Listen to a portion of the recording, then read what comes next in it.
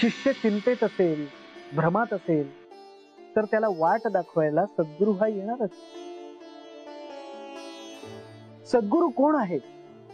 सद्गुरू तो आहे जो तुम्हाला ज्ञानाच्या मार्गावर घेऊन जातो. शिष्याला ज्ञानाच्या परमोच्च शिखरावर घेऊन जाणं हे किती कष्टप्रद असतं हे सद्गुरूंनी घेतलेल्या श्रमाकडे पाहिलं तर कळतं. तुमची श्रद्धा डळमळीत झाली तर तुमची श्रद्धा पुन्हा दृढ होईल असे प्रयत्न ते सातत्याने करीत असतात. तर महाराज, अहो मी आता राडानी रानात जन्माला आलेली. माझ्यासाठी तुम्हासनी काय, देवासनी काय कष्ट द्यावं असं नाही वाटत. लागता प्रभूचा हात, कोण राहील बा अपवित्र. जेथे वर्षे अमृत ते अमृतमय. प्रभूची कृपादृष्टी असली की मग तू कोण होती, तू काय आहेस हे महत्वाचं ठरत नाही. महाराज, अहो तुम्ही मला वाट दावतायसा. देव बी माझ्या संग आहेत, म्हणजे आता मला कळणार नाही कोण आहे ते. का नाही? जैसी भक्त करील भावना तैसे देईल नाथ राणा. किती करावे त्याचे स्तवन, नाथ सूतवाणी स्थिरावली. तुम्ही सांगताय सात तशीच भक्ती मी केली आणि म्हणून मला पती म्हणून देव लाभले. आता तुम्ही सांगाल तसंच मी करल. तू काही करू नको, तू शरण जा त्याला पूर्णपणे. जैसा वदविसी तैसा वदेन, जैसा लिहविसी तैसा लिहीन, जैसा चालविसी तैसा चालेन, तुझीच घेऊन आन प्रयत्न हे करीत असे.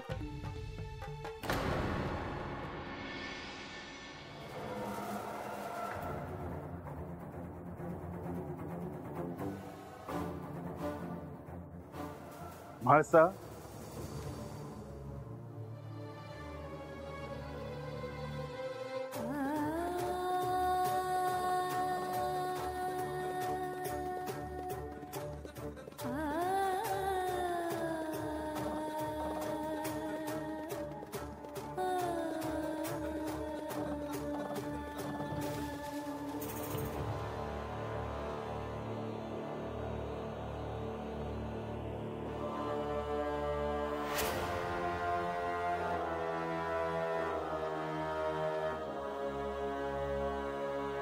मी तुला सांगितलं होतं की जर तू माझी शिष्या होणार असशील तर गुरु या नात्याने मी तुला काही सांगणार आहे. हो, मला आठवत आहे. मग तू काय विचार केलास? आता मला मी कोण आहे हे कळणं अधिक महत्वाचं आहे. याचा सोक्षमोक्ष लागणं खूप आवश्यक वाटतं मला, आणि यासाठी तुम्ही मला मार्गदर्शन करणार आहात. म्हणून मी काही क्षण तुमची अर्धांगिनी आहे हे विसरेन. हे तू स्वतःहून स्वीकारते आहेस की केवळ मी सांगतो म्हणून? हे मी स्वतःहून स्वीकारले आहे, कारण मला तुम्ही हवे आहात माझे पती म्हणून, आणि मला तुम्ही संपूर्ण हवे आहात. मला तुमचे विभाजन नको आहे.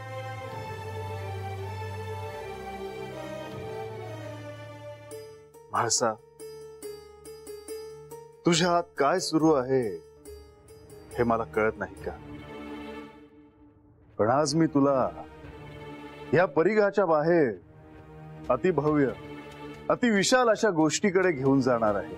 मी सिद्ध आहे. मग तुझे संपूर्ण ध्यान आज या इथे केंद्रित कर.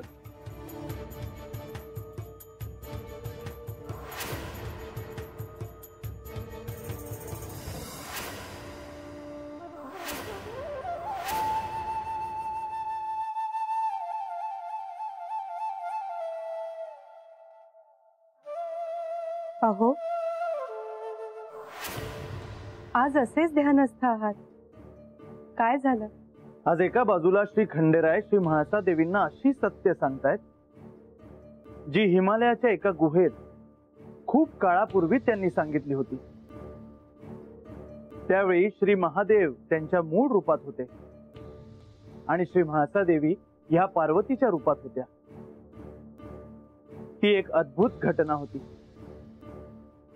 प्रत्यक्ष शिवाच्या मुखातून बाहेर पडणारे शब्द त्या पाषाणरूपी गुहेच्या बाहेर पडू नयेत म्हणून त्यांनीच कडेकोट व्यवस्था केली होती. परंतु ते सत्य बाहेर पडलं. हा शिवलीलेचाच एक भाग आहे. माझ्या लक्षात आलं तुम्ही कशाविषयी बोलता आहात ते. भविष्यात अमरनाथची गुहा म्हणून हे स्थान प्रसिद्ध होणार आहे. श्री महादेवांचे भक्त ह्या स्थानाचं दर्शन घेण्यासाठी जीवाची पराकाष्ठा करतील. हो, त्या प्रसंगानंतर श्री पार्वती देवी अंतर्बाह्य बदलून गेल्या. ब्रह्मांडाची अशी सत्य श्री महादेवांनी त्यांना सांगितली की त्यांच्यातली आदी शक्ती तृप्त झाली. आज जेजुरी गडावर त्याच शब्दांचा पुनरुच्चार होणार आहे.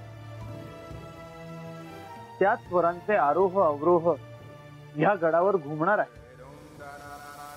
ह्या जेजुरी गडाला त्या दिव्यत्वाचा पुन्हा स्पर्श होणार आहे.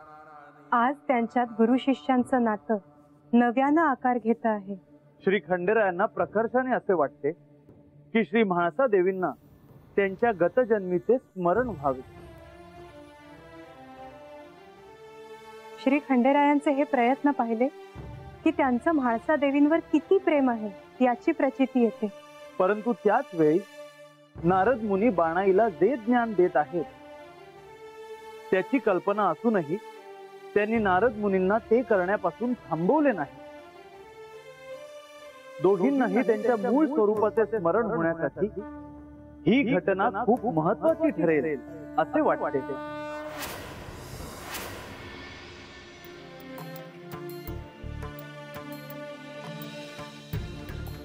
पण तुम्ही पार्वतीला जे सांगितलं तेच मला सांगणार आहात. होय.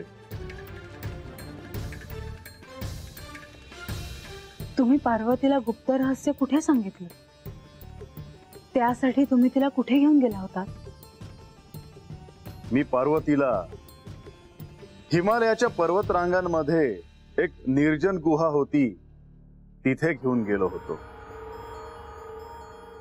तोपर्यंत त्या भूमीला, त्या पाषाणाला कोणाचाही स्पर्श झाला नव्हता. पवित्र अशी भूमी होती ती. मग पुढे काय झालं?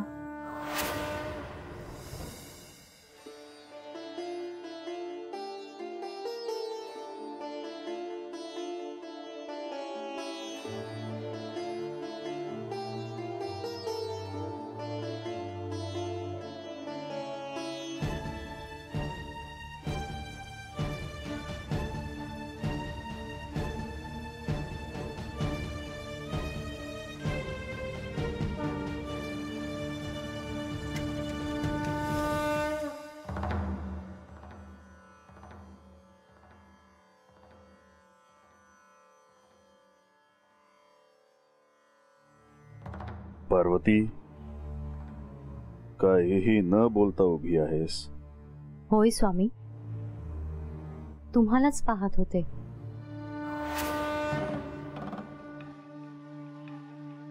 खरे तर अनेक वेळा तुम्हाला असं ध्यानस्थ पाहिले आहे, पण तरी पुन्हा पुन्हा तुम्हाला असेच पाहत राहावेसे वाटते. तुला काही प्रश्न पडले आहेत? विचार. स्वामी, या आधीच अनेक वेळा मी तुम्हाला तो प्रश्न विचारला आहे, पण आजवर तुम्ही मला त्या प्रश्नाचं उत्तर काही दिलेलं नाही. आज ती वेळ आली आहे. पुन्हा नव्याने तो प्रश्न विचार. स्वामी, तुमच्या गळ्यात ही नरमुंड माळ आहे, ही तुम्ही का धारण केली आहे आणि केव्हापासून? पार्वती, जेव्हा जेव्हा तू नवीन देह धारण केला आहेस तेव्हा तेव्हा मी या माळेमध्ये एक शीर फुलासारखे गोवले आहे. म्हणजे याचाच अर्थ माझे अनेक जन्म झाले आहेत. होय.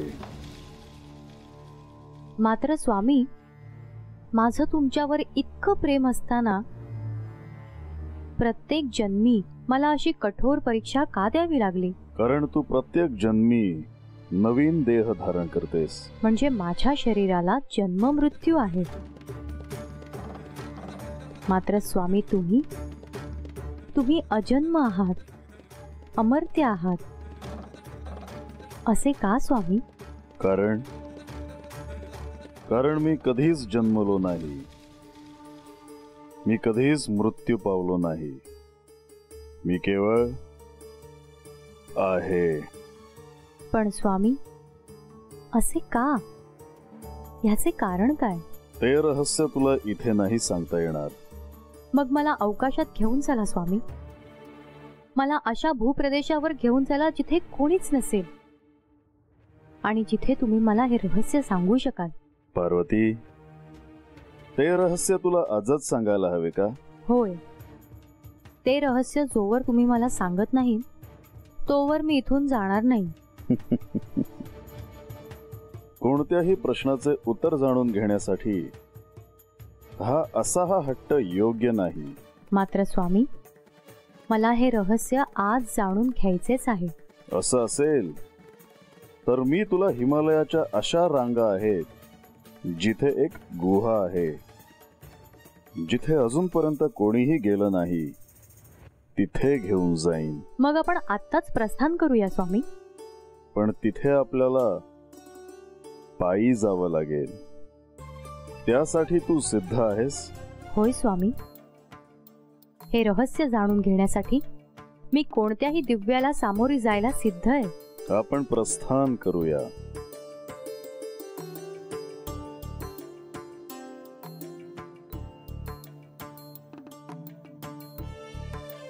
मी पार्वतीला कैलासातून घेऊन निघालो त्यावेळी माझ्यासोबत नंदी, गणेश, चंद्रदेव, शेषनाग हे सर्वजण होते. मग तुम्ही त्यांना देखील सारं सत्य सांगितलं? नाही, मी केवळ पार्वतीची निवड केली होती. आणि आता माझी? होय, कारण तू माझी केवळ अर्धांगिनी म्हणून नाहीस, तर तुझे असे स्वतंत्र अस्तित्व आहे.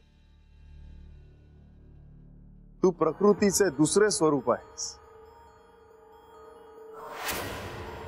का कोण जाणे, पण त्या हिमनगांचा स्पर्श झाल्यासारखा वाटतो आहे.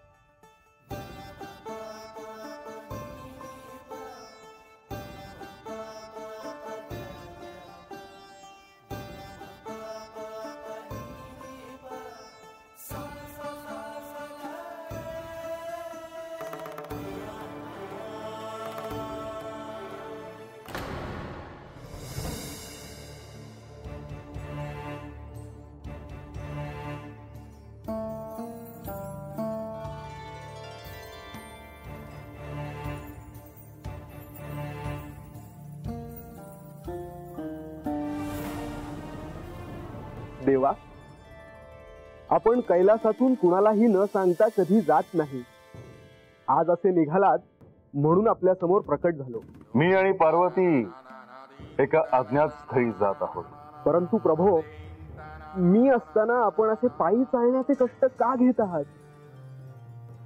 आमचे एकत्र जाण्याचे कारण कुणालाही सांगणे अपेक्षित नाही, म्हणून तुला सांगितले नाही. देवी, आपल्या जाण्याचे प्रयोजन मला कळले नाही तरी चालेल, परंतु आपल्या इच्छित स्थळी मी आपल्याला सोडून येतो. मला तुझी काळजी कळते, पण आता तू मागे फिरावंस असं मला वाटतं. देवा, आपण आमच्यापासून कुठेतरी दूर निघाला आहात. आमच्याकडून काही चूक तर नाही झाली ना देवा? नंदी, पुन्हा आपल्या निवासस्थानी जा आणि आम्ही येईपर्यंत सर्वांची काळजी घे. जशी आज्ञा देवी. पार्वती, मी तुला जे रहस्य सांगणार आहे ते गुप्त राहील याची दक्षता घ्यावी लागेल.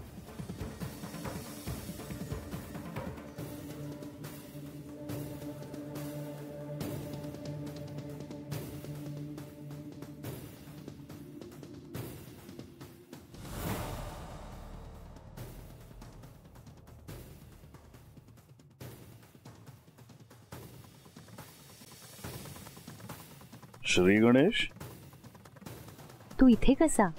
तुम्ही मला सोडून कुठे चालला आहात? आम्ही एका अज्ञात स्थळी जात आहोत. पण किती काळासाठी? ते काही सांगता येणार नाही.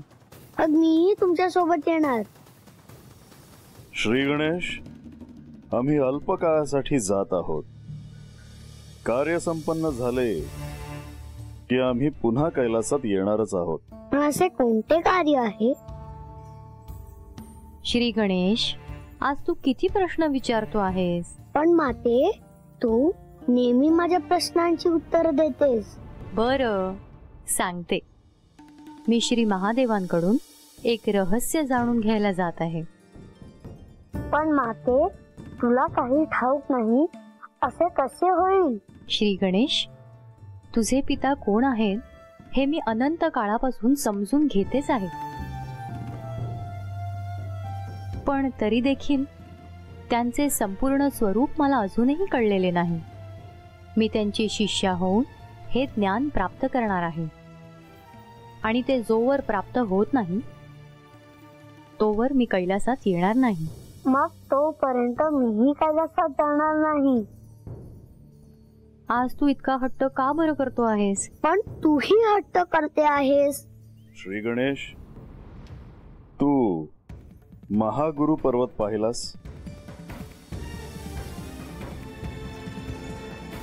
हो पिताश्री. मग आम्ही येईपर्यंत तू त्या पर्वतावर थांब. आमचे कार्य पार पाडले की आपण एकत्र कैलासात जाऊ. जशी आपली आज्ञा पिताश्री. मी तुमची प्रतीक्षा करेन.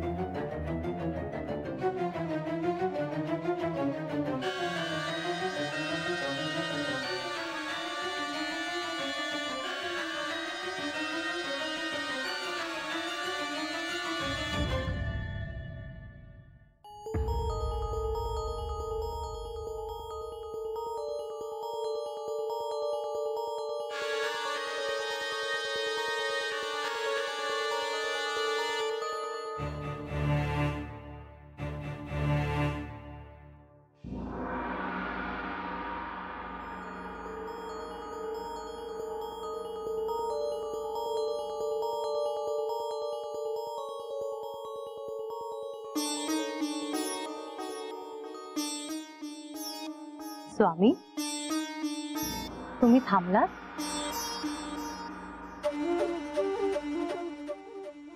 आपण श्री गणेशाला आणि नंदीला आपल्या बरोबर घेऊ नका म्हणून सांगितले. पण अजून सुद्धा आपल्या बरोबर कोणीतरी आहे.